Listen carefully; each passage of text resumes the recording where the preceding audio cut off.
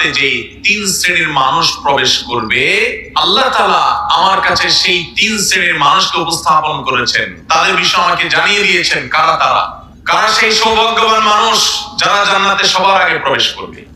সুবহানাল্লাহ। নবীজি সাল্লাল্লাহু আলাইহি ওয়াসাল্লাম বলেছেন, এর মধ্যে প্রথম শ্রেণীর মানুষ হলেন শহীদ, যারা আল্লাহর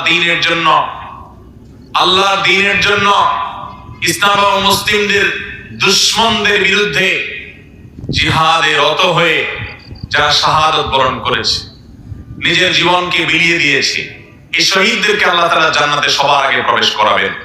আল্লাহ তাআলা আমাদের সবাইকে শাহাদাতের মওত এবং শাহাদাতের মৃত্যু আমাদের সবাইকে নসিব করুন। দ্বিতীয়ত নবী সাল্লাল্লাহু আলাইহি ওয়াসাল্লাম বলেছেন, আফিফুল মুতাআফফিফ, যে মানুষ তার চরিত্রকে কোন প্রকার কালিমা লাগতে দেয় না। ময়লা থেকে যেরকম আমরা আমাদের কাপড় চোপড়, আমাদের আঁচলকে তুলে ধরে বাঁচাবার জন্য আমরা সংগ্রাম করি, সমাজের চতুর্পাশে হারামের হাতছানি, অবৈধ সম্পর্কের জোয়ার চলছে, এইরকম পরিস্থিতিতেও যে মানুষ তার চরিত্রকে বাঁচাবার জন্য সংগ্রাম করে, চেষ্টা করে, পরিশ্রম করে, সাধনা করে, জয়ী হয়, নবীজি সাল্লাল্লাহু আলাইহি ওয়াসাল্লাম বলেছেন, এই চরিত্র সংরক্ষণকারী মানুষটা যে হারাম রিলেশনে জড়ায় নাই, আল্লাহ তাআলা জান্নাতে এই লোককে প্রথম প্রবেশ করাবেন।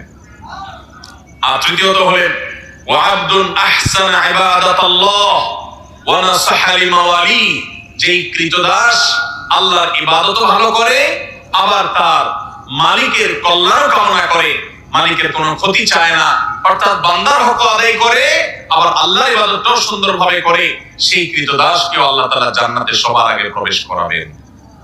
ভাইরা আমার, এই হাদিসের সনদ নিয়ে মুহাদ্দিসদেরকে একটু আপত্তি তুললেও অন্য অনেকেই এটাকে গ্রহণযোগ্য বলেছেন।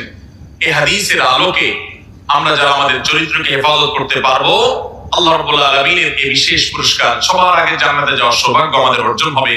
আল্লাহ তাআলা আমাদের সবাইকে সেই সৌভাগ্য অর্জন করার তৌফিক নসিব করুন। যুবক ভাইরা আমার, চরিত্রকে হারাম থেকে বাঁচাবার জন্য কারা কারা নিয়ত করেছেন একটু হাত তুলুন তো।